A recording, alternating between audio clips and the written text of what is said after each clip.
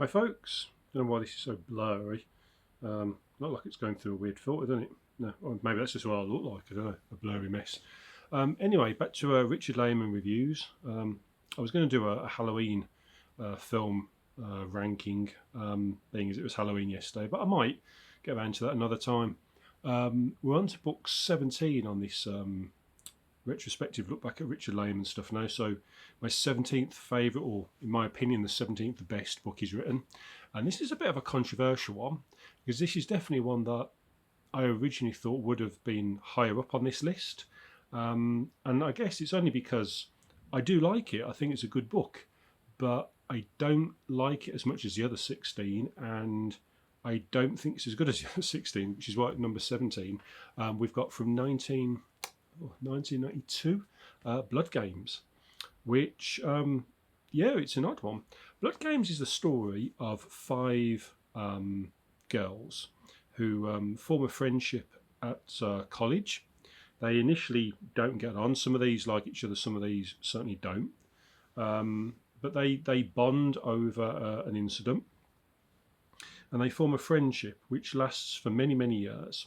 And you've got interjected into the story here a whole host of escapades that these girls get up to over the years that they've known each other for, from I believe their teen years up to maybe their sort of mid to late 20s, something like that. The things they get up to, which are basically presented like short stories, something that Richard Lehman was very good at.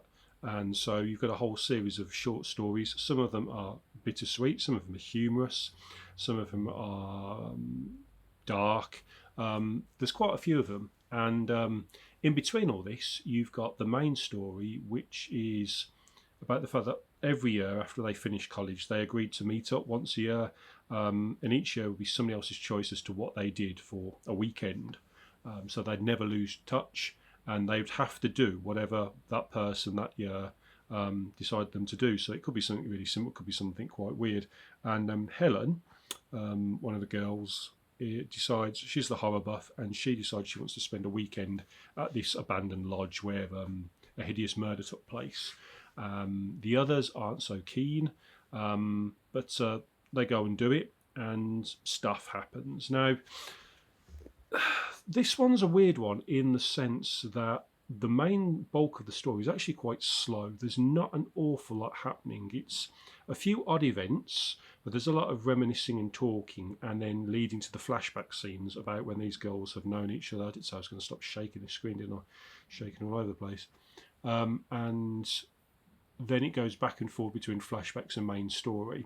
Once you get about halfway through the story, there's a major death of one of the main characters, and then the other characters decide to make a choice whereby they could either go and get the authorities involved, or they can stand and fight and avenge the fallen. And they decide to do the latter. That's not a spoiler. But the reason why I think a lot of these flashbacks work is it showcases how tight these friends are. They don't always agree. They don't always get along. They have a lot of moments where they genuinely are upset or angry with each other, but they do feel far more than the usual Lehman cast, like actual friends. I mean, one of the things I've mentioned about, and I'll continue to mention some of the books going forward, is that quite a few of the friend circles of Lehman characters are genuinely not friends. A lot of the time, these people cannot stand each other, and in real life, they would never be hanging around together. Here, that's not the case. These five girls clearly care and like and love each other, and kind of it adds to that decision of standing and fighting rather than getting the law. It's also interesting that they start off with four of them being described as beautiful and one of them described as sort of frumpy, but as you go through the story, they all do have their own individual personalities and characteristics, and you start to like every one of them. They're all great people and great characters, and they all have different backstories going as well. And I thought they were really interesting.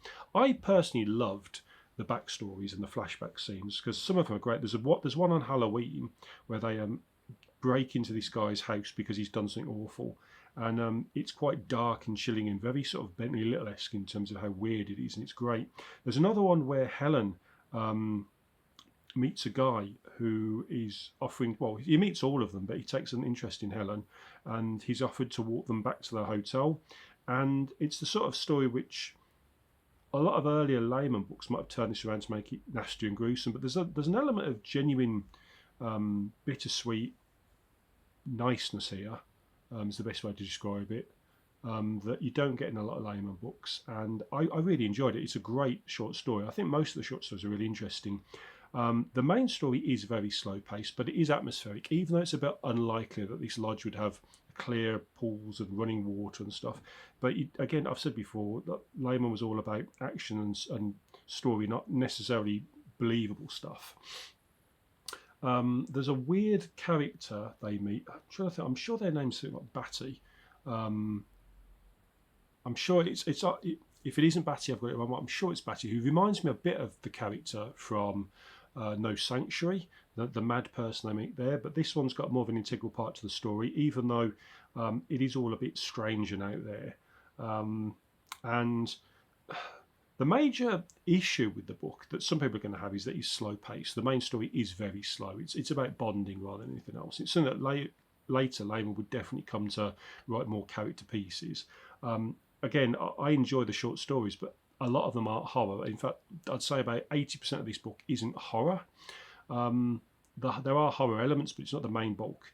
The ending of the book is foreshadowed by a flashback in which one of the characters does something really sort of weird and very stupid, and it plays out again in the ending.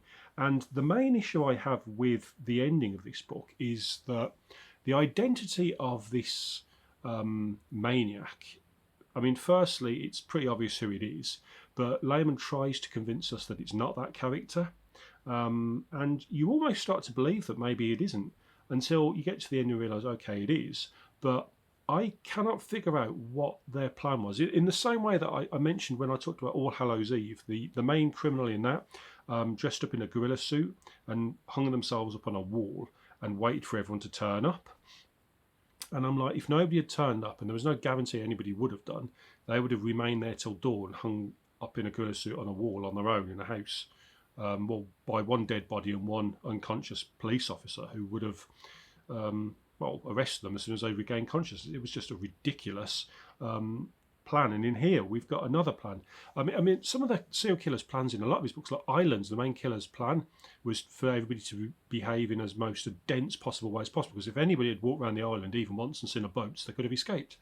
And here we've got a killer whose plan, if again the character who does something ridiculous didn't do that, I have no idea how this killer was planning on getting away with anything, yet alone why they, and again this is a spoiler I suppose, but why they attempted to scare everyone off in the first place. Because if everyone had been scared off, nobody would have got killed and the killer wouldn't have done what they wanted to do. So it's all a bit weird. I don't know what their aim was here.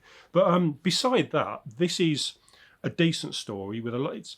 It's certainly got some of the best characters that Layman wrote. It's refreshing that they're all women. You know, the five main girls, because although there are only a few scenes where they sort of like, you know, their bodies are put to show, excuse me, it's predominantly not about that. It's not about the leching male gaze on assessing how females look. It's about female characters. You know, with only Helen's character really being described as overweight and therefore the one who's going to struggle to find love, which is, you know, a very sort of outdated concept, I suppose. But yeah, I like the fact that there was less of a male lechy gaze in this, and the female characters were very good characters. I mean, I'd say that these are some of the best characters Layman's written, and that carried me through the story. The story itself, I remember when I was like younger reading this, thinking it was a brilliant book. And as I've gone into the reread many years later, I kind of realised that the story is actually very slight, and it really is all about these flashbacks. Because without them, it'd be half a book and it wouldn't be as good. But I still think it's well worth its 17th position here, if for no other reason than it is very visual. I love the short stories, and obviously it's my list. I enjoy the main story, and I love the characters. So that's where Blood Games gets number 17 on my list. A really solid Richard Layman book.